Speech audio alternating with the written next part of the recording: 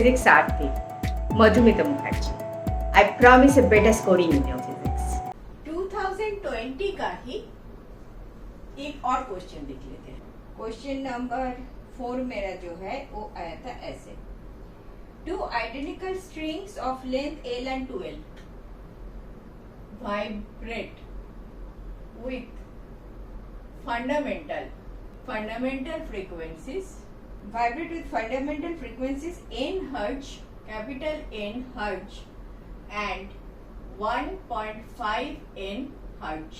The ratio of the tension for smaller length to large length is, आपका option है 1:3, B option is 1:9, C option 3:1 and D option is 9:1. So 3, 9 इसमें कुछ रहेगा. ठीक है. Identical strings of length L and 2L. Identical बोले तो mass per unit length must be same. Mu is same. ठीक है. That is your identical. Length दे दिया L1 equal to L, L2 equal to 2L. Vibrate with fundamental frequencies. Fundamental frequencies N1, N2 ले लो. N1 is capital N hertz. इसका unit नहीं दिया. N2 equal to 1.5 N hertz respectively. The ratio of tension of the smaller length to larger length. Ratio T1 for small where small string and T2 equal to for large string. कोई आपत्ति नहीं है ना? अच्छा, ये जो fundamental frequency है इसका फॉर्मूला जो है मैं और एक बार दिखा देती हूँ. दिखाया मैंने कहीं पे. तो n जो होता है n हम लिखेंगे 1/2L √T/m. Why? This is frequency, right? Fundamental frequency. मुझे पता है V equal to n lambda. Sorry new lambda करूं. मुझे पता है n लैम्डा भी कर सकते हो. मैंने न्यू लैम्डा किया. ठीक है. जनरल फॉर्मूला मैं बता रही हूँ. तो न्यू क्या होता है? V/, लैम्डा होता है. फंडामेंटल स्ट्रिंग का जो होता है हार्मोनिक्स, दैट इज फंडामेंटल. एक loop. This is fundamental harmonic.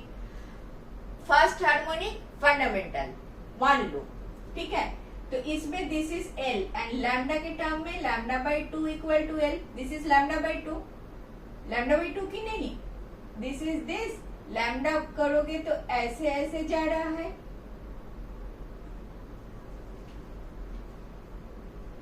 This अगर ऐसा करोगे तो ऐसे जाएगा. This is entire lambda. तुम इधर ही फिक्स कर रहे हो. So this is λ/2. This is your L. So λ/2 equal to L. So lambda equal to 2L. Lambda equal to 2L. V equal to, आपको बोला था फॉर्मूला याद रखो, कुछ नहीं कर सकते. दिस. So A वाला आ गया. A वाला तो बहुत इजी था. ठीक है. New n equal to 1/2L T/m √T/m. So अभी मैं लेंथ का बोला है. लेंथ का रेशियो बनाओ, यही बोला है. बाकी सब कुछ तो दे दिया. N1/N2 कर लो. L का ले लो ना. L इधर ले लो. L equal to 1/2N √T/m. So L1 tension का रेशियो निकालने के लिए बोला है. I am so sorry. Tension का रेशियो निकालने के लिए बोला है. तो T1/T2 करना पड़ेगा. ठीक है, रुको, धीरे धीरे करो. तो इधर से क्या आता है? N1 equal to 1/2L1 √T1/m.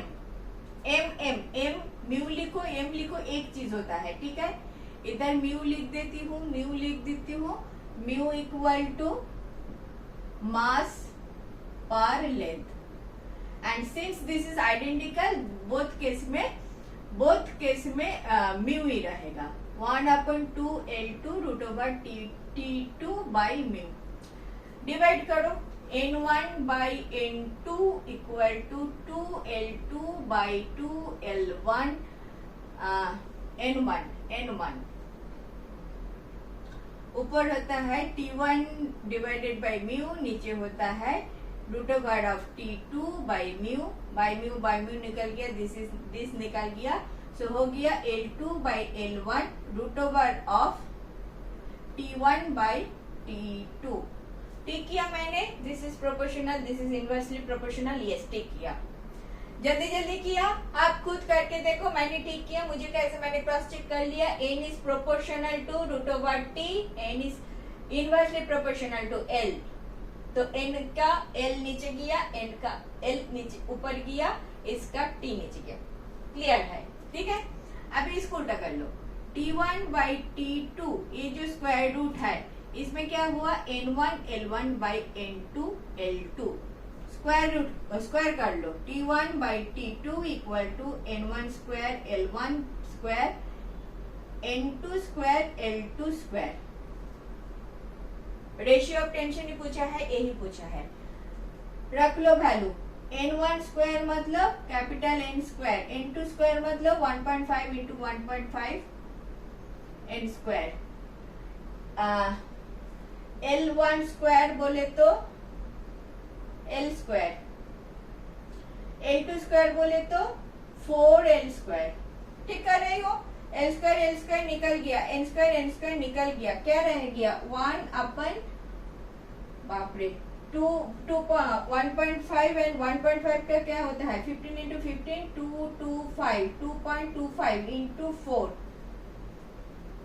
2.25 into 4, ये क्या होता है 1/0,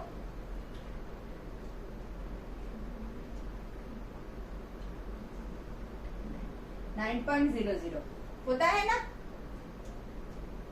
इसका 2.25 को 2.25 इज 5, ठीक किया मैंने,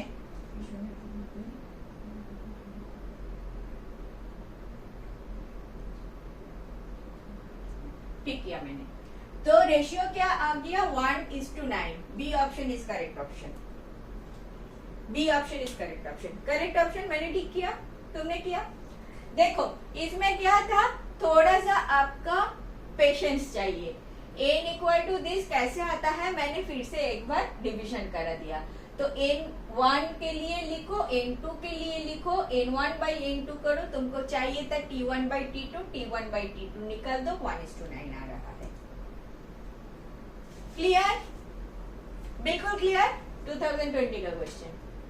चलो नेक्स्ट देखते हैं। Thank you for watching. Last 20 years of questions I have explained like this. If benefited, do watch.